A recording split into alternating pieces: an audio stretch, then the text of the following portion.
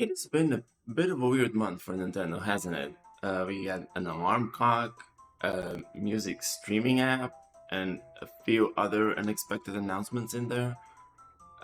It's definitely not what most people were expecting. It's not what I was expecting for sure. But looking back at October, I think it actually all makes a lot of sense for what Nintendo wants to do, especially heading into the investors briefing next week with the financial results being announced. And I kind of just want to talk about Nintendo's October and why I think it kind of makes sense. So, this weirdness all kind of started with Alarmo.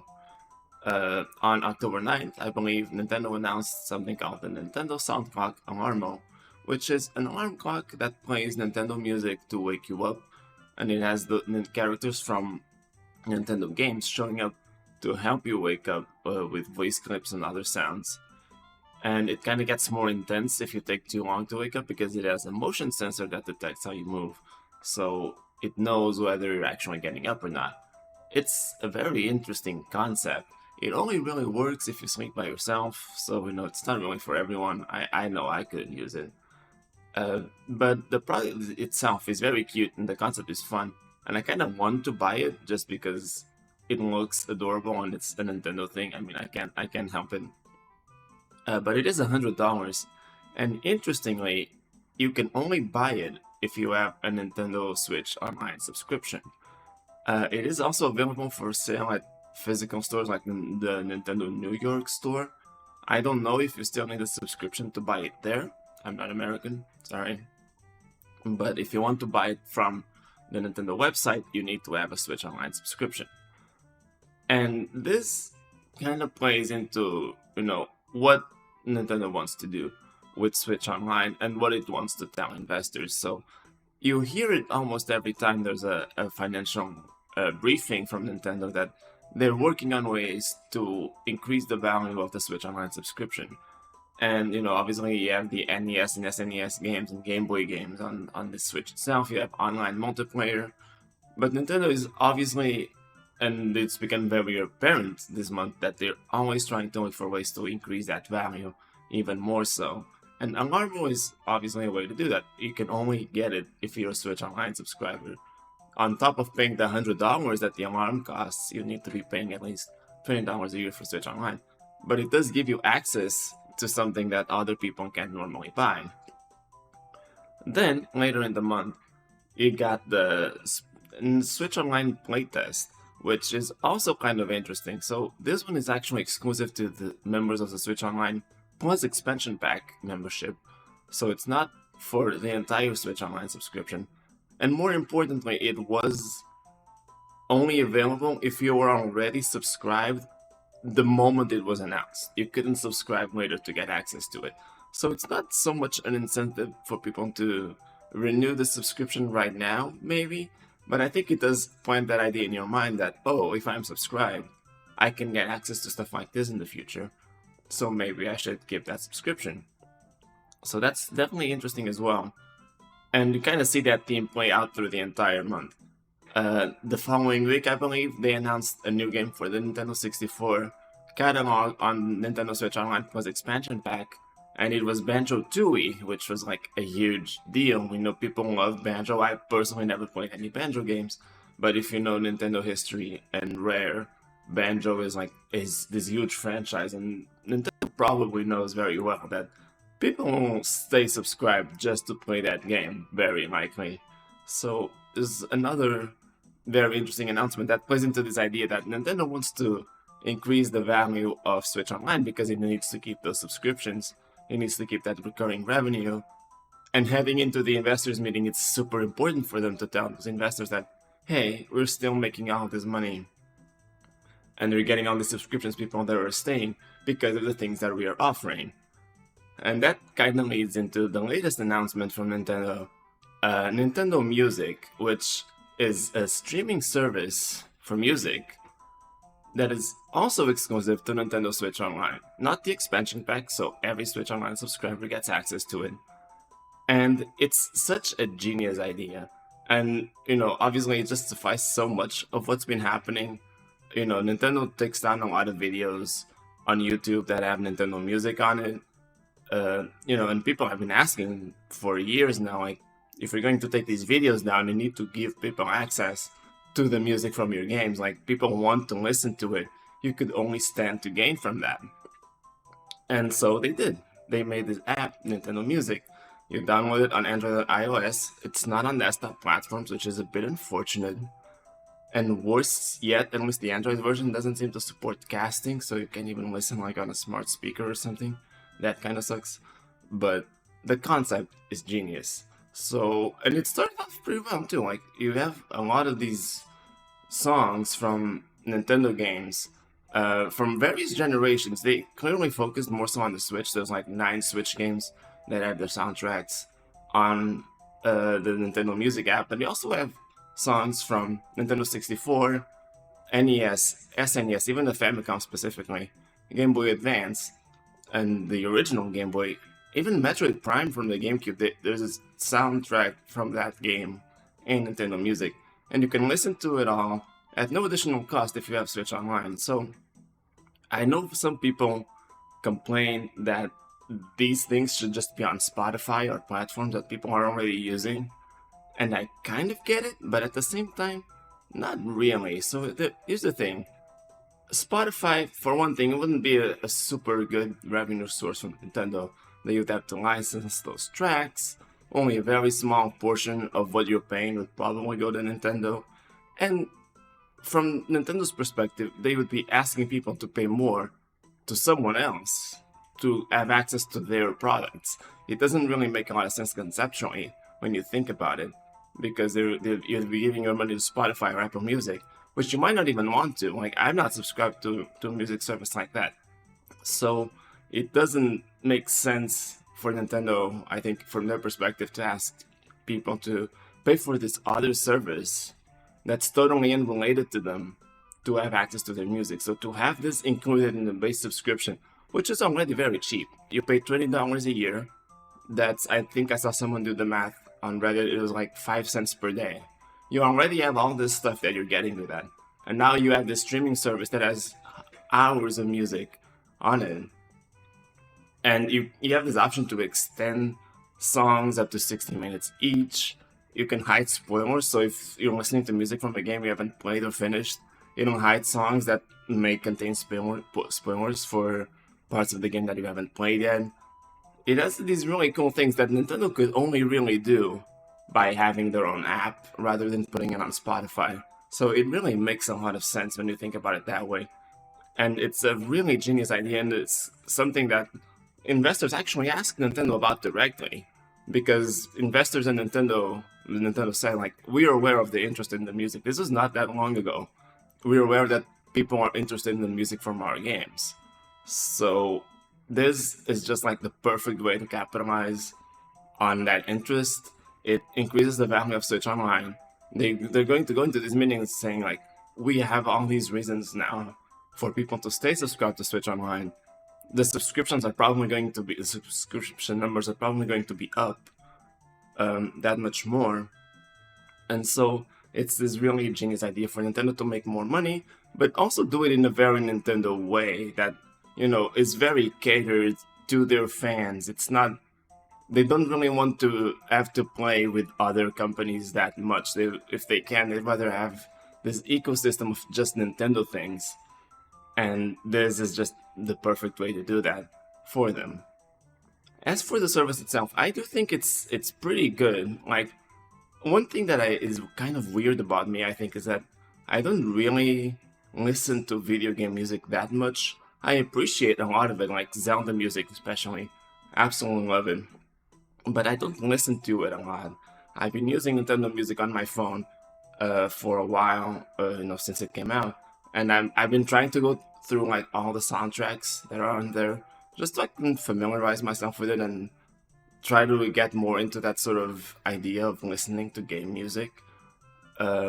It's not something that I do a lot, but there are songs there that I really like and I'm really glad to have access to. Like, there's this song from Super Mario Odyssey that plays during the final segment where you're escaping as Bowser. And I really like it. I like it more than Jump Up Superstar, personally. and I'm just glad to have access to that now in an official capacity. And it's really cool, and I can listen to it whenever I want because you can also download the songs to listen offline. So it's really nice. Um, I hope they make good use of it going forward. Obviously, they have a lot of games that they have to add music for in the future. Like they have a huge, never-ending catalog of games that's still not on there. And it's going to take a while because there's so many songs, and they actually like for each song they went through the trouble of getting screenshots of the part of the game where that song plays. So it's not like they can just like take a library of songs that they have stored on some server and throw it on there. They kind of want to contextualize all of those songs, and that probably takes some time. Like I get that, and obviously they also want to keep the value there, so it kind of keeps you invested if songs are added over time. They've already added Mario Wonder. But what I want them to do is, and this is not an original idea by me, I saw it mentioned by Kid and Krista on YouTube, but they should add songs, the soundtracks, for games as they release. So if you have a big release coming up like Mario and Luigi Brothership next week, why not drop that soundtrack on that day or the day before? It's like a way to get people excited for that game. Like it keeps you in that you get to thinking about the game, keeps you thinking about the game, and it just kind of it helps you remember that it's there. It kind of promotes it if you haven't played it yet. Like you can listen to the soundtrack, you'll see it listed there. You can listen to the music. It might even like push you to buy it, and it's just I think a really good marketing approach to have those songs coming out as games come out, and just kind of creates this bigger push for those games. So hopefully they do something like that. You got Mario and Luigi now. They can do it for Donkey Kong Country Returns HD in January. Xenoblade Chronicles X in March. That's hopefully. I'm assuming Xenoblade music is really good. I've never actually played Xenoblade, but yeah. So all of this really just gives Nintendo all of these things that they can now tell investors like, we are increasing the value of Switch Online and we're betting on it hard so we can keep these subscriptions so people will keep giving us money. That's what matters to investors, right? So it's a very smart approach for Nintendo, and I think it's probably going to work pretty well because people have been asking for this music for so long. And all these little additions like the Marmo, they just really increase the value, and that's what they want. Now, does that justify not announcing the Switch 2? I think so. I think Nintendo has really done enough to not need the Switch 2 right now, because they've also announced Xenoblade Chronicles X Definitive Edition for March. And that was like my big question, heading into next year, is that the lineup for next year was more vague than it has ever been for a previous year of Nintendo releases. We only knew a game for January, and we had 2 games that were undated. We had Pokemon Legends EA and Metroid Prime 4, but we had no idea when those were coming. And that doesn't really happen with Nintendo's schedule when you get to this time of the year. So them announcing Xenoblade Chronicles X kind of tells me like, now they have games for January and March. They can wait until next year, January, February, to say something more about the rest of their year and the Switch 2. And they also can tell investors now that they've already finally found all these ways to make money, so they don't need a Switch 2 news right now either. And what's more, I think, Nintendo has said before that they like to surprise customers in a positive way. And I mean, I would say everything that happened in October is really surprising because everyone had this anticipation for the Switch 2, and Nintendo just kept announcing things that weren't the Switch 2. But those are good surprises. Like, you can be disappointed in them because you really wanted the Switch 2.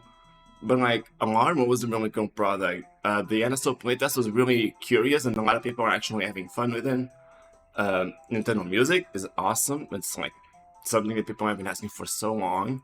So it's a really good idea. And they announced Xenoblade Chronicles X, that Definitive Edition, which is another Wii U port that people have been wanting for a really long time.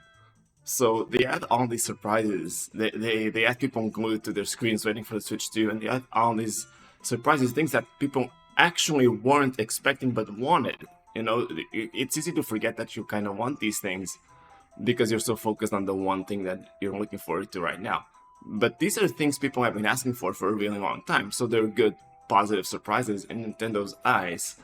And from their perspective, they're probably looking at the Switch too, like, you know, if we announce it right now, people already know it's coming before the end of the fiscal year. It's not really a surprise, like, people will be happy to see it, sure, but they know it's coming. It's not going to surprise them if we announce it now, and it's not going to change when it's releasing. So that's not something that matters to Nintendo that much from their perspective. Like, we already have this laid out. People know it's coming. It's not a surprise. We can wait on this until next year and have these surprises come out. And especially now that everyone is paying attention so closely because the expectations were built up so much. It was the best approach they could get for, like, you know, introducing these surprises, making sure they have a lot of attention. And from their perspective, I don't think there's a downside to that, because announcing the Switch 2 now or in January or November, maybe they will, it doesn't really matter to them, because what matters is when it's coming out, because, you know, people already know it's going to be announced before March 2025 or before the end of March 2025. So I don't think Nintendo feels that pressure to announce it right now, because they never said they would either. So that's why I think they didn't announce the Switch 2 yet. That's why I think they might not do it this year anymore. I was really hoping they would, but I don't think they will now. And I think that really makes this month super interesting. You know, everything that Nintendo announced. It's interesting, but it all makes so much sense when you think about it. You know, from an investor standpoint, you have all these reasons why Nintendo is keeping its value up. It doesn't need the Switch 2 yet. You have all these things that are incentivizing people to subscribe to the Switch Online service, which is something that investors love. Like, subscriptions are the best thing ever because it's a constant revenue stream.